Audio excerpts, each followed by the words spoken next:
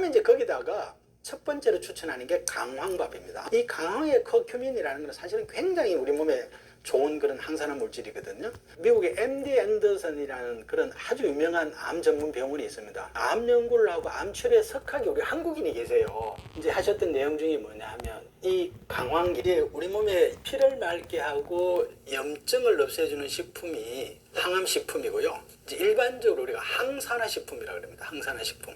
이 항산화식품이라는 것은 뭐냐 하면 우리 몸에 활성산소라는 게 있어요. 세포가 정상적인 생명활동을 하게 되면 그 활성산소라는 걸 내놓죠. 우리가 자동차 연료를 태워서 운전을 하면 뒤에 메인이 나오잖아요. 그죠? 똑같은 이치입니다. 우리 몸의 세포도 정상적인 생명활동을 하게 되면 노폐물로서 이제 활성산소라고 나오는데 이게 이제 사실 몸의 찌꺼기거든요. 피를 탁하게 하면서 염증을 유발하는데 이 활성산소를 없애주는 식품을 항산화식품이라고 그러고요. 그 항산화식품을 가지고 밥에 넣어서 먹으면 좋을 그런 항산화식품을 제가 몇 가지 소개를 드리도록 하겠습니다. 우리가 일반적으로 음식, 식사를 할 때 드시는 일반적인 식물성 식품들은 다 항산화 작용을 가지고 있어요. 이 음식들은 우리가 뭐 채소가 되든 과일이 되든 또 열매가 되든 이런 식품들은 대부분 파이토케미칼이라는 그런 성분을 가지고 있습니다. 파이토라는 게 식물을 얘기해요. 케미칼이라는 건 화학물질이죠. 그래서 우리가 식물이 자라면 일반적으로 이제 우리가 포도당 같은 당도 만들죠. 탄수화물도 만들죠. 그 다음에 이제 단백질도 만들어요. 땅 속에 질소의 성분을 받아서 단백질도 만듭니다. 그래서 우리가 식물 속에 단백질도 있는 거예요. 또 우리가 열매 같은 씨 종자들은 다 지방을 가지고 있잖아요. 그죠? 그래서 1차적으로 식물은 당이라든지 단백질이라든지 지방을 만듭니다. 우리 몸에 좋은 이제 그런 1차 대사 산물이 되고요. 2차적으로 만드는 게 지금 제가 말씀드리는 이 파이토케미칼이거든요. 식물이 자라는데 사실은 태양의 이런 자외선 같은 게 이게 어떻게 보면 식물한테는 굉장히 해가 되는 빛이란 말이에요. 그래서 자외선도 좀 차단을 하고 그 다음에 또 이렇게 식물들이 자라는 환경은 세균이 엄청나게 많잖아요. 세균도 많고 해충도 많고 곤충도 많고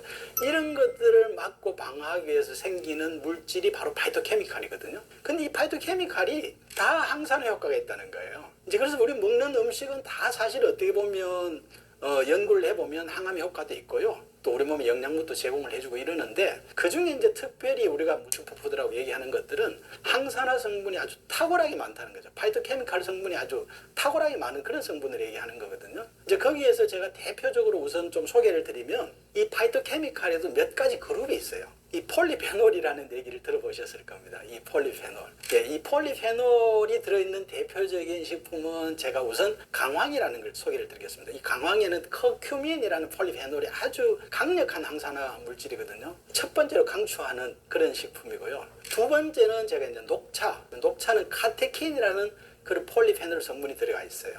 그 다음에 여러분들 블루베리라든지 또 가지, 이 가지와 또 이 블루베리 같은 자주색 속에는 안토시아닌이라는 아주 좋은 또 항산화 물질이 들어가 있습니다. 이제 이런 것들이 폴리페놀의 어떤 계열이고요. 그 다음에 이제 두 번째로 카로티노이드 계열의 파이토케미칼이 있어요. 토마토 슈퍼푸드인지 아시죠? 거기 이제 라이코펜이라는 게 들어가 있고요. 또 당근도 슈퍼푸드입니다. 당근에는 이제 베타카로틴이 또 들어가 있고요. 그 외에 또 유황산화물이 있어요. 뭐 마늘 잘 아시죠? 이건 이제 유황산화물의 어떤 파이토케미칼인데 여기는 이제 알리신이라는 게 또 들어가 있고요. 또 그 위에도 뭐 기타로 우리가 콩에는 사포닌 같은 게 또 그리고 특히 이제 암 환자들 같은 경우는 버섯, 상황버섯 많이 얘기하잖아요. 그죠? 이제 베타글루칸이라는 파이토케미칼이 들어있고요. 그 다음에 여기 또 하나 제가 더 추가를 드리면 이 미나리가 사실 또 굉장히 항염증, 피를 맑게 한다 이게 알려져 있을 텐데 이게 왜 그러냐면 미나리는 어디에 자라요? 굉장히 지저분한 데서 자라거든요. 사실은 세균도 많고 여러 가지 사실은 오물들이 많을 거 아니에요. 이제 그거에 대해 감염되지 않고 섞지 않고 살아나려면 굉장히 강력한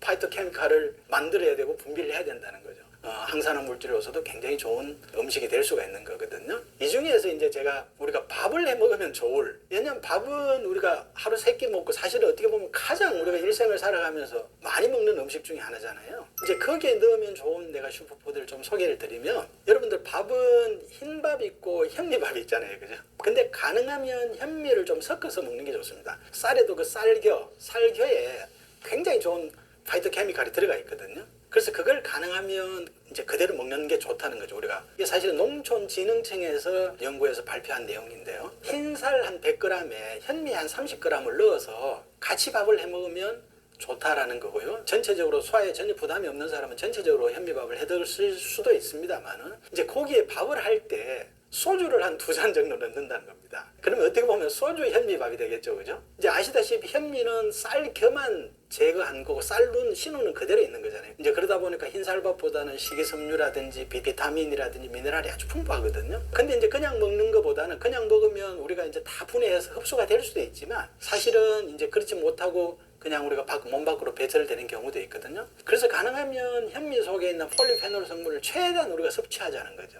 이제 그걸 위해서 소주를 한 2잔 정도 넣어주면 현미 속에 있는 폴리페놀, 특히 이 파이토케미컬 중에 폴리페놀 성분의 추출이 한 17% 정도 높아진다는 거죠. 그리고 이제 밥을 하기 때문에 열에 의해서 사실 알코올이 남아있지 않아요. 그래서 몸에 전혀 지장이 없고, 그 다음에 이제 거기다가 첫 번째로 추천하는 게 강황밥입니다. 이 강황의 커큐민이라는 건 사실은 굉장히 우리 몸에 좋은 그런 항산화 물질이거든. 녹차를 많이 마신다든지 또 녹차밥을 해먹게 되면 이 몸의 어떤 에너지를 각성시키고 뇌세포를 각성시키기 때문에 깊은 잠을 잘 수가 없고 생체 리듬이 깨질 수가 있거든요. 하지만 이 녹차밥을 아침에 드시면 몸을 굉장히 사실은 건강하게 해주는 거죠.